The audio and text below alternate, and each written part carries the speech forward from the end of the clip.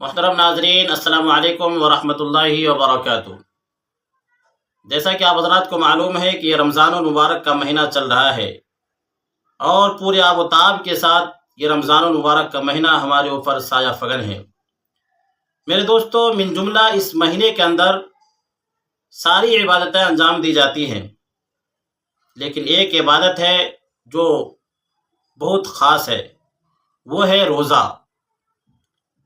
روزہ کے بارے میں قرآن کریم میں اللہ تعالیٰ نے صرف ایک جگہ پر بیان کیا ہے اور پوری تفصیل کے ساتھ بیان کیا ہے۔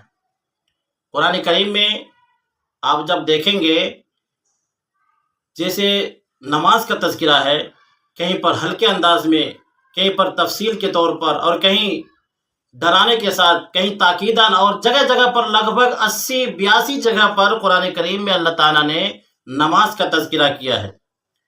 لیکن روزہ جو اتنی اہم عبادت ہے، ان کا صرف ایک جگہ پر تذکرہ ہے، وہ بھی سورہ بقرہ کے اندر ہے۔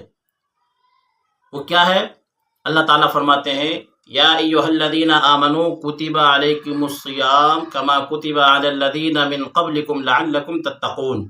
آیت کے اندر اللہ تعالیٰ فرمانا یہ چاہتے ہیں کہ اے ایمان والو، تمہارے اوپر روزہ کو فرض کر دیا گیا ہے جیسا کہ پہلی امتوں پر فرض کیا گیا تھا۔ روزے کا مقصد کیا ہے، غرض و غایت کیا ہے؟ وہ آگے اللہ تعالیٰ فرماتے ہیں، لعلکم تتقون، تاکہ تم متقی بن جاؤ، پرہیزگار بن جاؤ۔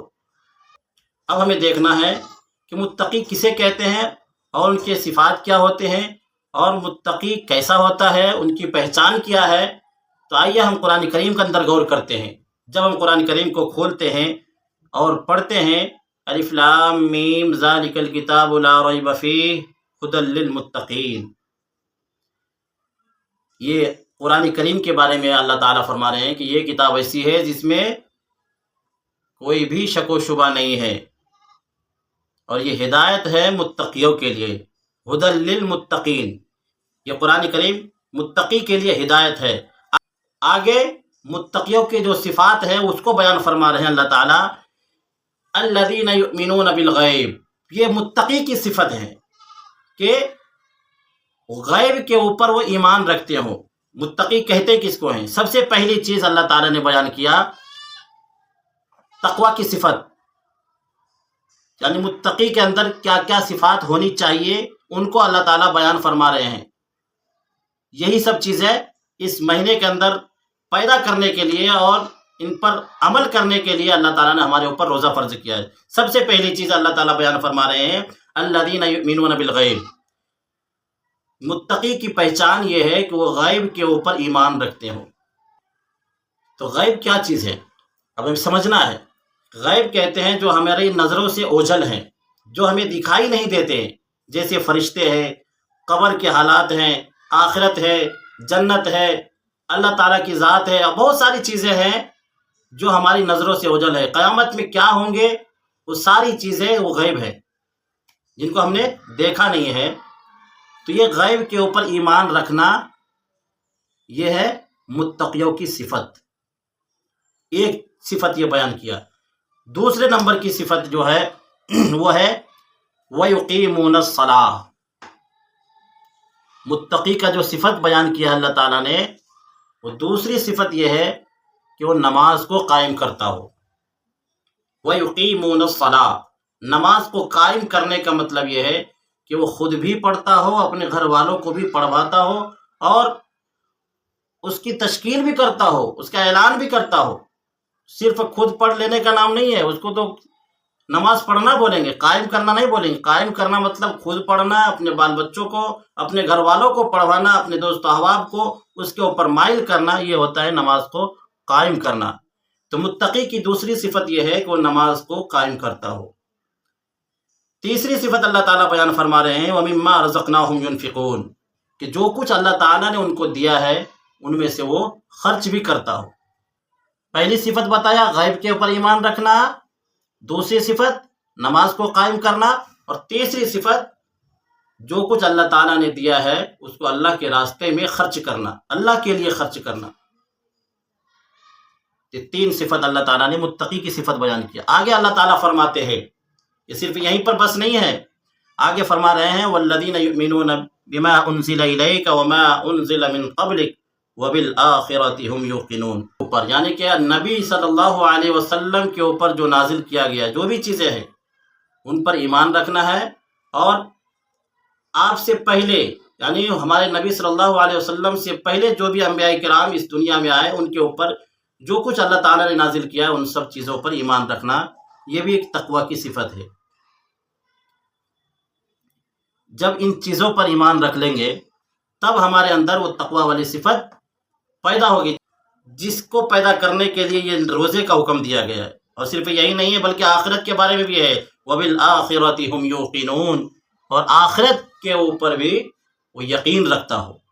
آخرت میں یعنی ہمارا حساب کتاب ہونا ہے، قیامت بھی آنی ہے، ان کے بعد حشر کا میدان ہوگا، جنت اور دوزخ ہوگا، یہ ساری چیزیں یہ آخرت میں آتی۔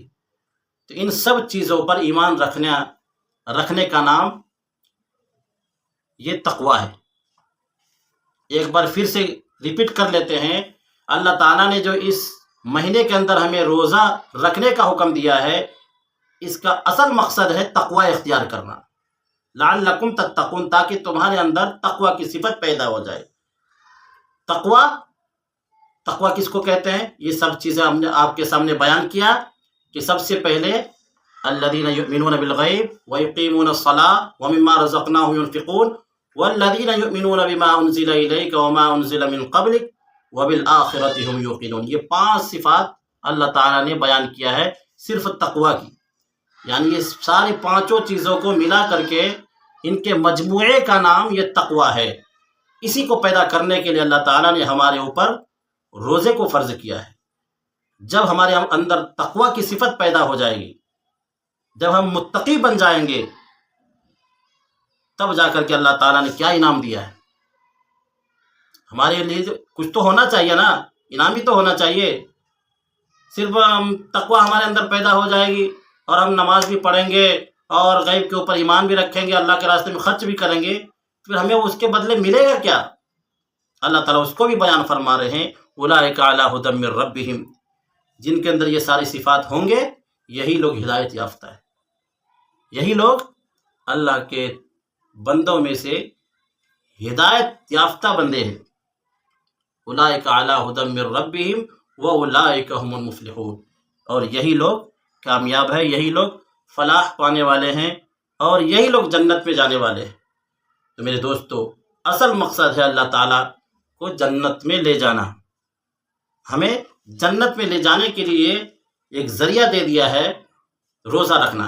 روزہ رکھیں گے تو تقوی والی صفت پیدا ہوگا، اور جب تقوی والی صفت پیدا ہو جائے گی پھر جا کر کے اللہ تعالیٰ ہمیں ہدایت یافتہ کر دیں گے، اور جب ہدایت یافتہ ہو جائیں گے تب جا کر کے ہمارے لیے جنت کا سرٹیفکیٹ مل جائے گا، اور پھر ہم خوشی خوشی جنت میں داخل ہو جائیں گے۔ تو میرے دوستو، آپ سے گزارش یہی ہے کہ بغیر کسی بہانے کے روزہ رکھنے کی کوشش کریں۔ اگر کوئی عذر بھی ہو تو اس عذر کو دبا کر کے، عذر کو ہوتے ہوئے بھی روزہ رکھنے کی کوشش کریں، اور ان سب صفات پر عمل کرنے کی کوشش کریں، تاکہ ہم صحیح معنی میں اللہ تعالیٰ کے حکموں پر چلنے والا بن جائیں اور